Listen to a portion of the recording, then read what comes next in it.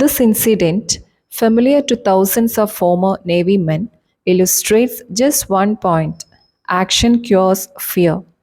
Indecision, postponement, on the other hand, fertilize fear. Jot that down in your success rulebook right now. Action cures fear. Action does cure fear. Several months ago, a very troubled executive in his early 40s came to see me. He had a responsible job as a buyer for a large retailing organization. Worriedly, he explained, I'm afraid of losing my job.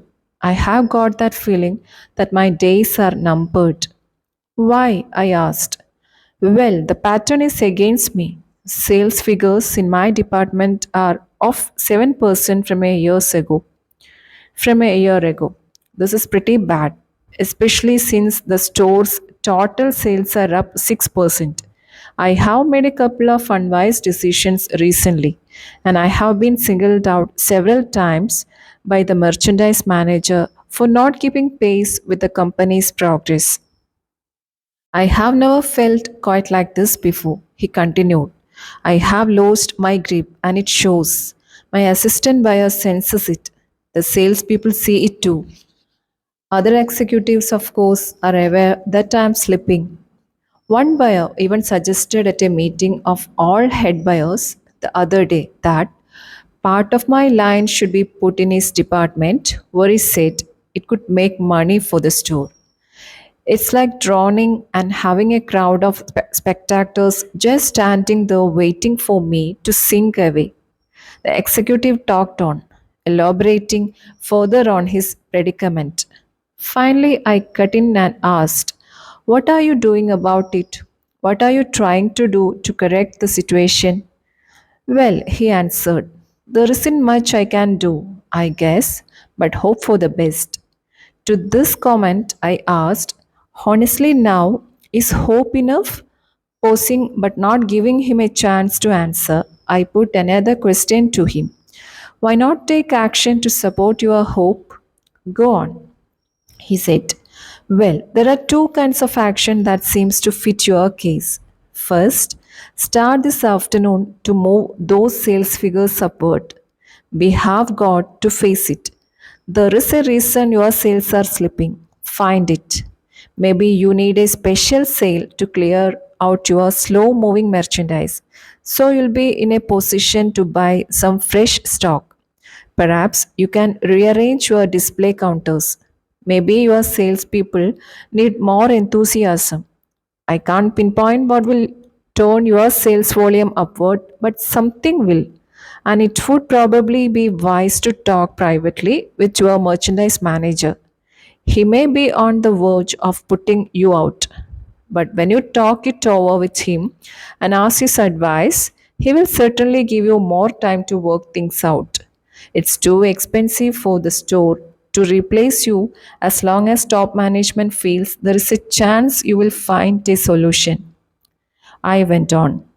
Then get your assistant buyers on the ball. Quit acting like a drowning man. Let people around you know that you are still alive. Courage was again in his eyes. Then he asked, you said there are two kinds of action I should take. What is the second? The second type of action, which you might say is an insurance policy, is to let two or three of your closest business friends in the trade know you might consider an offer from another store, assuming, of course, it is substantially better than your present job.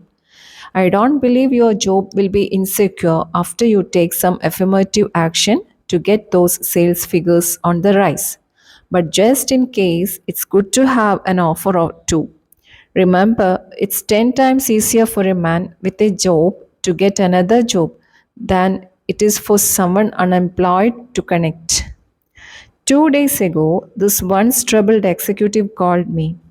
After our talk, I buckled down. I made a number of changes, but the most basic one was with my salespeople.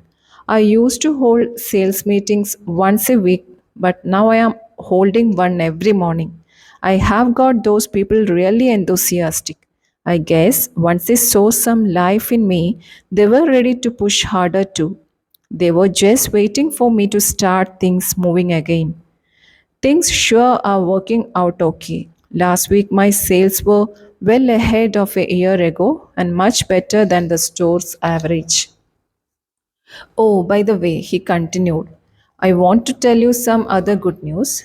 I got two I got two job offers since we talked. Naturally, I am glad, but I have turned them both down since everything is looking good here again. When we faced tough problems, we stay mired in the mud until we take action. Hope it's a start. Hope is a start, but hope needs action to win victories.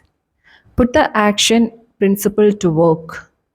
Next time you experience big fear or little fear, steady yourself. Then search for an answer to this question. What kind of action can I take to conquer my fear? Isolate your fear, then take appropriate action. Below are some examples of fear and some possible action cures. Type of fear 1. Embarrassment because of personal appearance. Action. Improve it. Go to barber shop or beauty salon. Shine shoes. Get clothes cleaned and pressed. In general, practice better grooming. In general, practice better grooming. It doesn't always take new clothes. 2. Fear of losing an important customer. Action. Work doubly hard to give better service. Correct anything that may have caused customers to lose confidence in you. 3. Fear of failing an examination. Action. Convert worry time into study time. 4. Fear of things totally beyond your control. Action. Switch your attention to something different. Go out into your yard and pull up weeds. Play with your children. Go to a movie. 5. Fear of being physically hurt by something you can't control, such as a tornado or an airplane out of control. Action. Turn your attention to helping to relieve the fear of others. Pray. 6. Fear of what other people may think and say. Action. Make sure that what you plan to do is right. Then do it. No one ever does anything worthwhile for which he is not criticized. 7. Fear of making an investment or purchasing a home. Action. Analyze all factors. Then be decisive. Make a decision and stick with it. Trust your own judgment. 8. Fear of people. Action. Put them in proper perspective.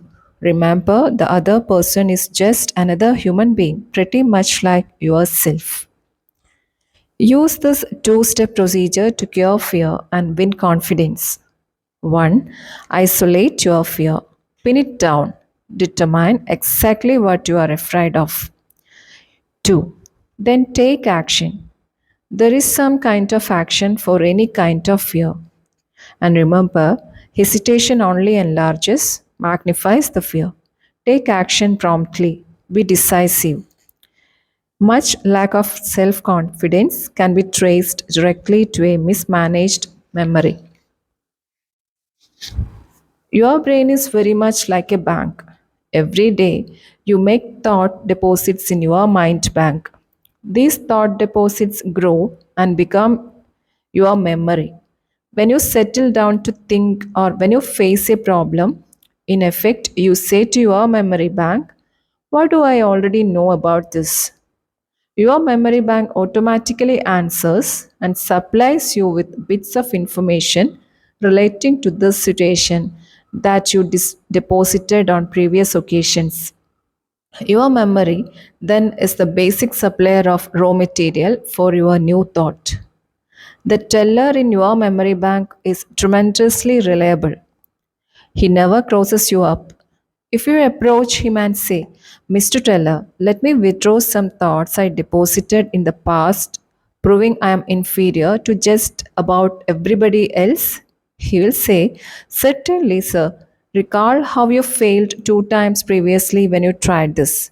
Recall what your sixth grade teacher told you about your inability to accomplish things. Recall what you overheard some fellow workers saying about you. Recall." And on Mr. Teller goes, digging out of your brain digging out of your brain thought after thought that proves you are inadequate. But suppose you visit your memory teller with this request: "Mr. Teller, I face a difficult decision. Can you supply me with any thoughts which will give me reassurance?" "Mr. Teller, I face a difficult decision. Can you supply me with any thoughts which will give me reassurance?"